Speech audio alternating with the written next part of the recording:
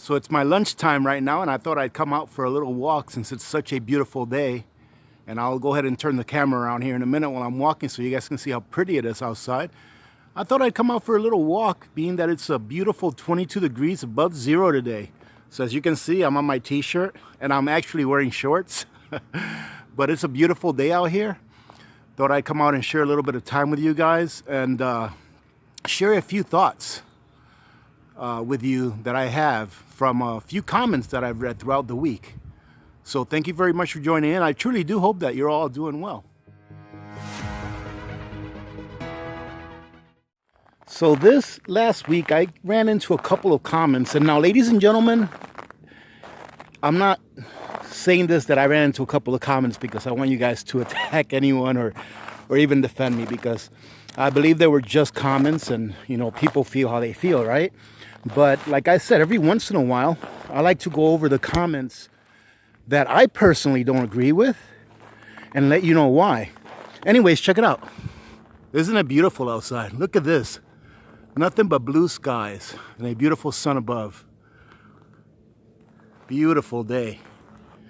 Very nice. I think I'll go out for a walk again later on after I get out of work. Well, after I'm done working, because I'm at home. With little Miss Alaska Prepper and Mrs. Alaska Prepper. See if she wants to come along. But like I was saying, I ran into a couple of comments, and I think one of them was when I did that last Costco haul, which, you know, like I said, thinking back, I probably shouldn't have gone out, and I haven't since, except to get water. But I think that both comments were from that video that I ran into, and I saved them just to talk about them. And one of them was the gentleman who commented, said something like, "Goodness gracious, man, I was prepped for this thing about a month or two before. Stop buying stuff already. You don't need to get all that stuff." And the other one was saying something like that hoarding is a disorder, or kind of like saying that I have a disorder of hoarding. So I'm going to cover both of those issues, or both of those comments, here in the next few minutes. Now, the first one, where the person was kind of like telling me, stop buying stuff already, you have enough. That's something like what he said. No, I don't, ladies and gentlemen. Nobody knows what enough is. And if you are fixated on one point, if you are fixated on what is just going on right now, if that's all you're looking at, if you have tunnel vision and you're only fixated on this health crisis that's going on right now, then I would recommend that you do a little research and do a little homework. I'm not prepping for tomorrow. I'm prepped for tomorrow. And hopefully I'm prepped for the next year. And I'm going to continue to be prepped for as long as I can. And whenever my refrigerator or my freezer starts getting low, if we're still going through this thing that we're going through right now, I will don on my mask and my PPE, and I will go to the supermarket and fill my fridge and my freezer again. Yes, even though I have preps in my pantry, even though my pantry is fully stocked, and I've got about 3 million calories in my pantry, enough to feed my family for a year, I am going to continue to prep, because I'm not prepping for tomorrow. I'm not prepping for this health crisis that we're going through right now as a world. I'm already prepped for that. You guys have to take your eyes, and what I mean by you guys, I mean whoever is just looking at one thing. You have to take your eyes off of that one little spot that the powers that be want you to concentrate at. You know, like when you get one of those little red beams and a cat chases it around, that cat can only concentrate on that one little red beam. And that's all they're thinking about at that moment in time. Is that, sorry about the noise. You know what? I think I'll just walk around my cul-de-sac, because there's a whole bunch of dogs up here and they're going to make a lot of noise. But like I was saying, a cat can only concentrate on that one little red beam. And it can only concentrate on that one little, you know, toy rat or toy mouse that you got him. That's what they want us to concentrate on right now. That's everything they want us to look at right now. They want us to look at just what's happening now. But what about tomorrow, ladies and gentlemen? What about next month and the month after?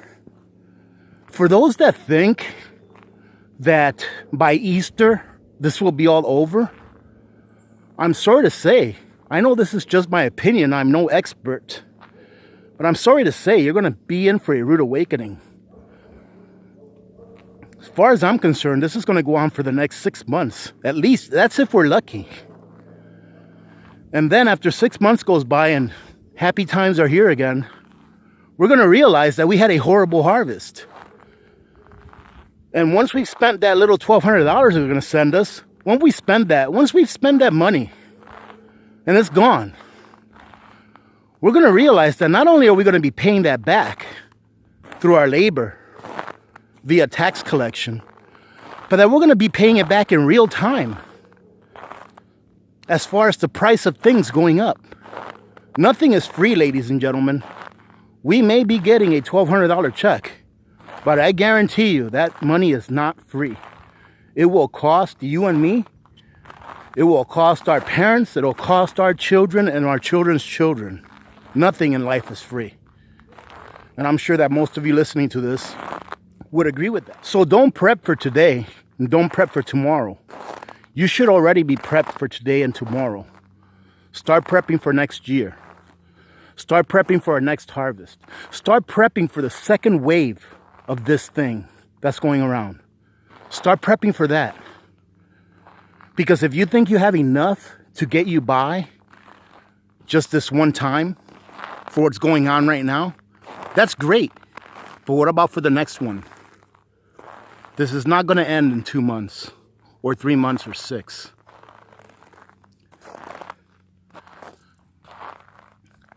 Many of you already know that the price of food is going up everywhere. We better get ready to see the price of food go up by exponents. And not by 10, 20, 30%. Those are going to be the good old days. We're going to look back and these are going to be the good old days. Oh, when beef just went up by 30% this week. That's not bad. We're going to look back at this time and think that these were the good times. And no, for those of you that are still here after 7 or 8 minutes, no, I'm not fear-mongering. It's the truth. Study history, ladies and gentlemen. We are coming to a point where it is the end of a cycle.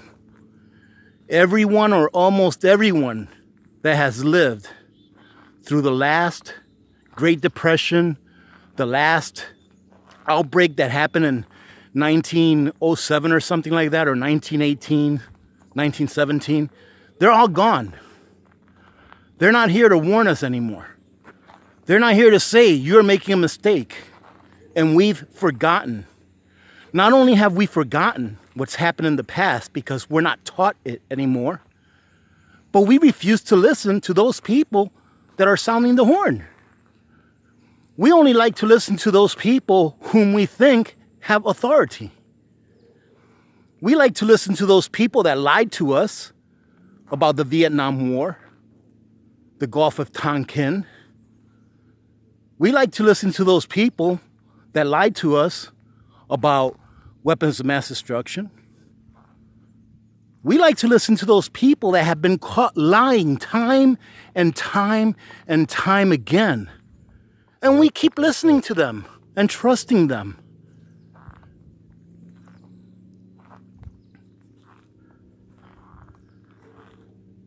This time they're going to take everything.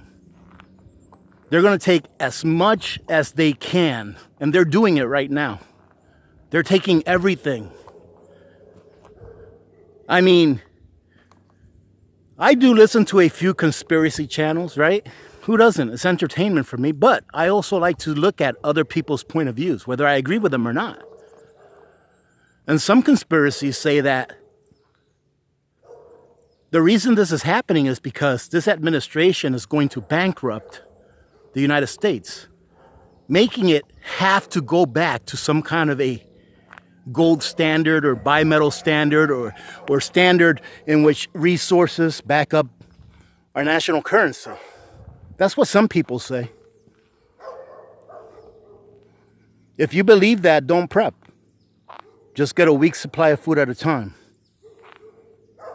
I'll believe it when I see it. And if you do believe that, then prep for that. Hedge yourself against the loss of value in this currency. We may still have the dollar in a year or two, but it won't be today's dollar. It'll be a different dollar. It'll be the same dollar by name, but I guarantee you, you won't be able to buy the same amount of goods with that dollar than you did today. I was really proud of my son about a week ago. About 2.5 or so months ago, my son came downstairs and he said, "Dad, what should I do with this?" And he had a stack of bills with him, a lot of money. Right? Well, to some people it may not be a lot, but he had like $6,000 or something like that. You know, which that's a lot of money. And he said, "What should I do with this?" And I'm like, "Buy gold." At that time, when I gave him that recommendation, which is what it was, a recommendation, gold was around $1,250 nominally priced. And he said, "You know what? I think instead I'm going to do a Roth IRA." And I'm like, "Why in the world would you do that when the market is the highest it's ever been in history?" And that was around the time when the market was like in the 28, 29,000, something like that, right? But it was really high. And he says, "Well, I'm just going to hedge myself." Because he's got a little bit of silver put away. I've been teaching him that for years now. And I said, "Well, son, you do what you want with your money. It's your money. You earned it." I said, "But if I had that much money on me right now, there's no way that I would put it in the market." So he went out and he got himself a Roth IRA. And it was actually doing a little bit good for about a month there or so. And then, if you guys remember, the Friday before our latest Black Monday, when the market really dropped, on that, no, I think it was that Thursday, because he did it on Friday. On the Thursday before that Black Monday we had, where the market dropped, I don't know, like almost 3,000 points, something like that, I texted my son and I said, "Victor, you should really consider taking your cash out of that Roth IRA." He never texted back. We didn't even talk about it till about 2 days ago. And he came up to me and said, "Hey, Dad, I just ordered an ounce of gold." And I'm like, "Really?" I'm like, "Good for you. How much did you pay for it?" He said, around $1,830. I'm like, wow. That's like almost $200 above spot. And he said, "Yeah, but it's the only place I could find one." And I'm like, "Well, good for you, because he understands that gold is not really supposed to be an investment, but a long-term hold strategy that helps to preserve your wealth and your purchasing power." And I said, "So, hey, what's your Roth IRA down to now? Has it fallen any?" And he said, "No." I'm like, "Really?" I was really surprised that his Roth IRA had not fallen any. He said, "No, I took everything out of it the day that you told me that you recommended that I take it out." So he didn't lose one penny. He actually made a little bit. He made, I don't know, about 0.1% off of it or something like that, or 1%. Yeah, he made about 1%, which is better than losing capital. And I could have told him, "See what I tell you. You should have bought gold instead. You would have made about 30% instead of 1%. But I didn't do that because he's got to learn. I'm sure he's already thought about that. Why do I need to remind him about it? I'm sure he's already thought about it. And I'm just glad that he followed that advice, because had he not, that Roth IRA he invested in, it would have probably been down, or it probably is down 30-40% by now. So good for him. And the reason I tell you that story, ladies and gentlemen, is because of this. You don't have to do what I say. You don't have to do what I do. You're your own person. I have nothing over you. All I do is tell you what I think. I show you guys what I do. And then it's up to you to do your own research and live your lives. But when people come on here and say, you shouldn't be doing this, you shouldn't be doing that, without even considering what's next. What's next? What is after this? In my opinion, ladies and gentlemen, and this is my opinion, we will be going into a major depression if we are still in this same monetary system. If our currency is devalued, or I'm sorry, if our currency is reset, then maybe we can work something out. But if we keep this currency that we have now, we are going to be going into another Great Depression, probably worse than the one that we had back in 1929. It'll be the one that people talk about and people study 50 years from now. And then it will be the one that people forget, just as we have forgotten the one that happened 100 years ago or so. So that's why I say that. That's why I bring that up. Make your own decisions, but stop trying to tell others how they should live their lives. The other comment pretty much called me a hoarder, saying that I have a problem with storing stuff. And what I have to say to that is this. Of course, I can tell you to look up the definition of hoarding, which is nothing close to what I do. And my pantry, by the way, is probably the neatest room in my house. I have so much stuff in that pantry. And every once in a while, when I was at work, now I'm home, obviously, working from home. But every once in a while, my wife would call me and say, hey, have you seen this? Do we have any more of this or that? I think the last time it was mayonnaise. Do we have any more mayonnaise? I'm like, oh, there isn't any in our working pantry, you know, the one that's next to the kitchen. She's like, no. I'm like, okay, well, you go in the pantry, you make a right hand turn, and right on that very first shelf from the floor, the very first shelf up from the floor, you're going to see in the middle of that shelf, you'll see that there's about 4 jars of mayonnaise. Make sure that you take the one that has the oldest date on it. A couple of days ago, she asked me, she said, do we have any AA batteries? And I'm like, of course we do. You need some? She's like, yeah, we used up our last package. I'm like, okay, give me a couple minutes. The AA batteries weren't readily available. I had to dig them out, but I knew exactly where they were. So for any of you that think that what I'm doing is hoarding, I'll tell you what I think. I think that in the months and years to come, you're going to wish that you were hoarding.